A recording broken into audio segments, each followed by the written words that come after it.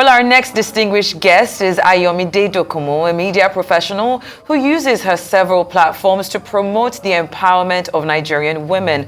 With the world aggressively becoming a global village and the profound transformation of all forms and substance of global communication in full swing, our next guest believes that young women in Nigeria and Africa are entitled to a major stake and deserve to be afforded windows of opportunity, the same way their peers in other parts of the world have been empowered.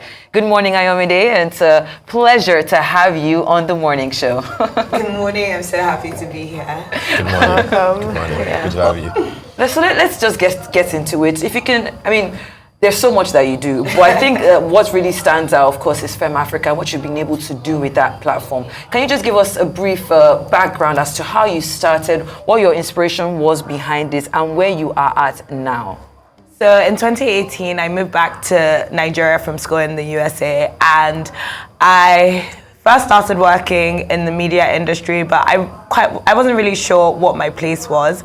I knew that whatever I did, I wanted to make an impact, and I wanted it to be something that I was extremely interested in. So I was working events at the time, and I just thought to myself, there aren't a lot of female headliners on the platforms, and if they are on lineups, they are supporting acts. So I was like, what could I do in my own different way? And that's where the idea of a FEMME Africa showcase was born. It was just going to be a show that platformed only female artists, and I think the rest is a bit history. So I started the first one. I think around 60 people came, and I was kind of shocked that people wanted to do more and more of that. And everyone was like, when was the next one? So we started a page as a community for other women in the industry who wanted to get in, who wanted support. There was a few of us coming up at the time, and I'm just proud of what everyone has accomplished in the last 5 years. All right, that's good to know. So let's take the discussion, the conversation to the annual celebration of the Fanfest, which I think is on the 29th at the Soul Beach. Yes. What is that about, and what should we expect, and why? What would draw me, for example? I'm not a Gen Z, I'm not a millennial, but what would draw people to that Fanfest celebration? So on the 29th of March, we are basically just supporting women. So our platform has always been about amplifying the work that women are doing. It's one of the reasons that we allow for everyone to come.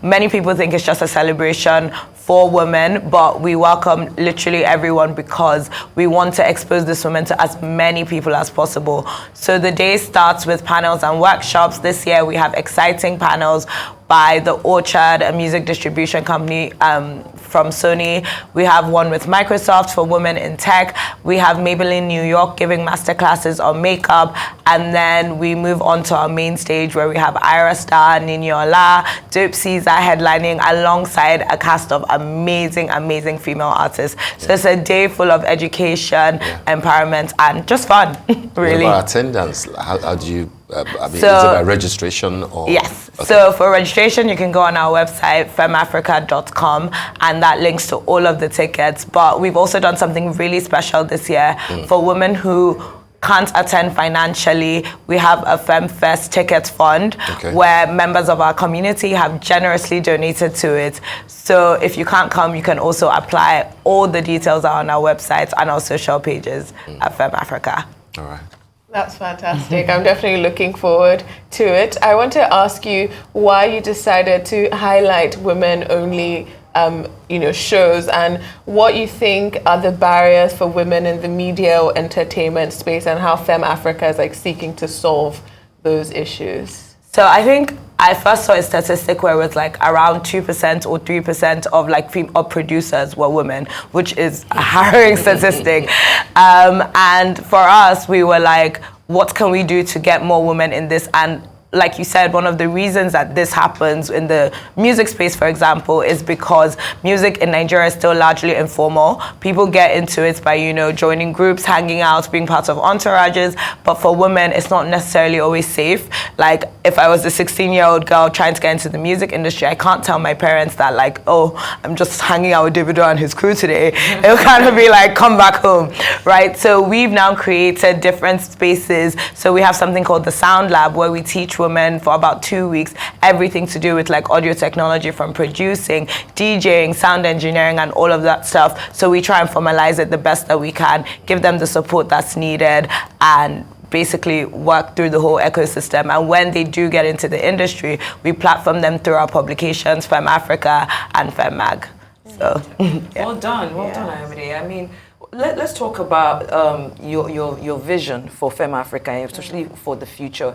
How do you see FEMME Africa expanding its impact and its reach in the future, especially in terms of fostering collaborations and partnerships with the global media landscape? Because I mean, that's one of your very strong points in the fact that it's not just in Nigeria, it's not just in Africa, but it's for the world. So can you talk to me about some of those strategies that have been put in place? Yes, so we've been very fortunate to work with a lot of like global organizations. We've worked with Spotify, Platoon, Apple Music, and so forth, who are committed to making sure that this change spreads across Africa and, like you said, the world. So when we were part of Spotify's Equal Board, it was like organizations that were committed to fostering equity in the music industry. We got the opportunity to collaborate with other organizations in different countries, one of them being an org in South Africa, where we did cross-learnings on like DJ and sound workshops. So that was amazing. We've created a database of music professionals, female music professionals across Africa. Is that the Treaty Directory project? Yes, yes, yes. It's called the Pink Book. So we've done that, and like we hope to work with more global organizations as time goes on. But there's so much work to be done on the continent that we are currently focusing on that. But as time goes on, we really hope to, expand our reach. All right, great stuff. 2 questions from me. First, is to talk to us about your invitation to Spotify's Equal Board, what that implies, not just for you, but for people like you, people who are looking up to you, people who want to be like you. And the second part is to use your experience, share your experience, especially at a time now that what we hear more from the generation that you're trying to reach is Japa. But you are there, you worked in the media space, but you decided to return, and you are doing very well. What sort of nudges would you give to those who just think that Nigeria is not for them until they go back to where you return from? What would be your key words to people like that? So first one, about the Spotify Equal Board. First, the program has now been sunsetted, but while it was happening, it was very interesting because when I first started FEMME 5 years ago, there wasn't really support that we were getting. Like, it was just kind of like, they're doing this nice, cute thing, but no one was really investing in that. So the Spotify Equal Board organization was almost like the first legitimizing thing, where it's like, okay, the work that we're doing is being noticed. So we got the invitation to pitch for a $50,000 grant to do the work, and luckily we won. And that's where the Pink Book came out of it, and an audio technology program also came out of it. So that was great. That was when dollar was 1,000. No, it actually wasn't. It was like 2 years ago, I think. And then on the second wave of Japa, I understand it. I do. The country is hard, but I feel like someone has to do the work. I feel like if I was in the USA or England, I might not be able to do what I'm doing on this scale, because in Nigeria, this is where it's needed the most. There are so many programs over there that are helping people, but we don't really have the same here. I think it's important to, find your niche and stay there and do things. And like, I'm one of those people that believes that if you want something to happen, the world will bend for it to happen. But again, people might think that's optimistic, but it's worked for me. So I give the advice of, I pray the country is better because, but I give the advice that if you have something that you're doing that you love, stick with it, and results will show. Great. Definitely. I want to ask what you want the impact of FEMME Africa to be, mostly, in Nigeria, and also what you're looking forward to the most at FEMMEFest. Okay, so question 1 for us, for me, the impact, I want it to be that women feel like their voices are heard. So the work we do is like tenfold, but one of the pillars is platforming and amplifying the work that women are currently doing so that they don't get left out of history. Women are doing so many amazing things, but who are the publications covering it? I don't want it to just be FEMME Africa, because I don't want it to be like, it's just us. But if we start the conversation, I'm pretty sure that others will follow. Yeah. So for me, it's just also making women realize that literally anything is possible. I know the statistics in Abuja are also horrible in terms of women's participation in politics, but music is one level, creativity is one level, but we want to move to different industries and make our mark there. So our impact is really for women to show up in whatever spaces and be part of decision making literally across industries. Second, what am I looking forward to at FEMMEFest? What I look forward to every year, just seeing so many amazing people just come to celebrate the work that women are doing. I love how inspiring it is for people. Even reading applications from the fund and seeing why people want to attend FEMMEFest, it makes me feel like the work that we do is worth it, because this week I've almost wanted to give up, but seeing that it's like, it's worth it. So why did you give up?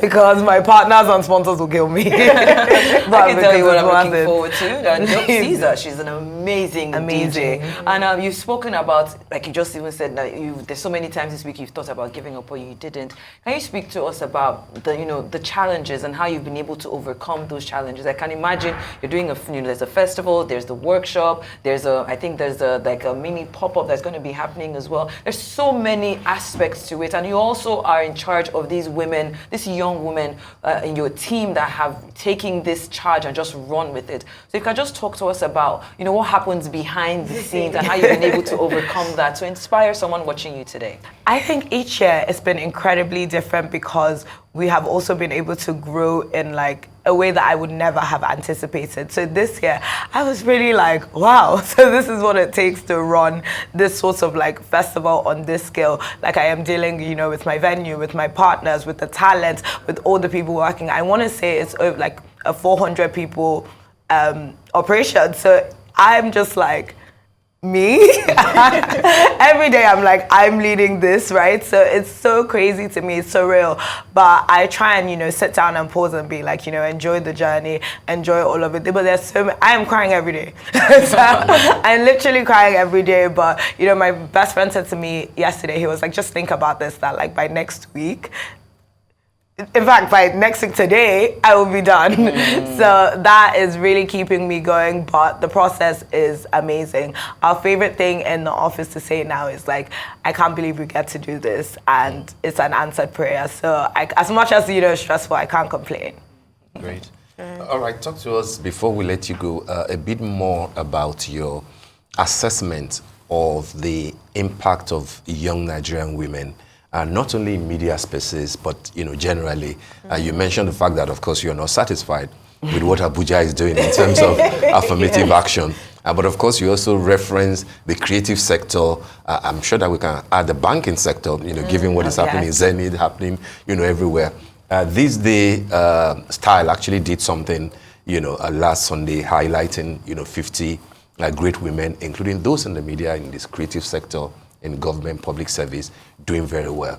But given what you have seen, what you have experienced since 2018, what would be your assessment of young Nigerian women creating spaces and and accomplishments for themselves? Is this something that is satisfactory to you, and which area do you think that improvement is necessary?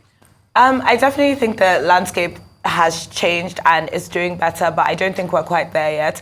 I'm looking forward to the time where it's not only March that women are being celebrated and these lists are being made. I'm looking forward to the time where like it's not just when it's like power woman list that we're seeing all of this. Women are doing incredible things across different industries. Look at Mrs. Mo Abudu of Ebony Life. That's for me, I'm like, that's goals. Because to create something on that scale, so many female producers, Funke Akindele, there's so many to count. And like you mentioned, the banking industry.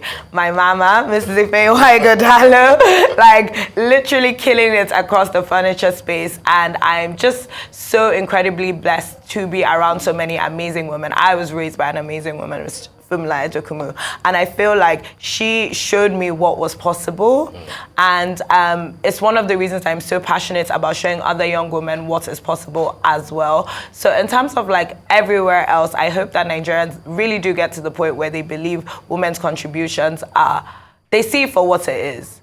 That like women are the backbone of society. And I don't mean because we hold the family together. No, I mean that if you talk to anyone, they will tell you working with women, the difference between working with anything, managing budgets, managing people, women always show up. So I wish that people really, really see us for the talent that we are and use us in the way that we should be used, not like, you know. But anyway, that's kind of like my kind of outlook on everything. But I do think that we can be doing so much better. But we're getting there. Ayra Starr is the headline now. Yeah, she's the headline. You know, the first time I saw Arya Starr, the first time I saw Thames was at FEMME.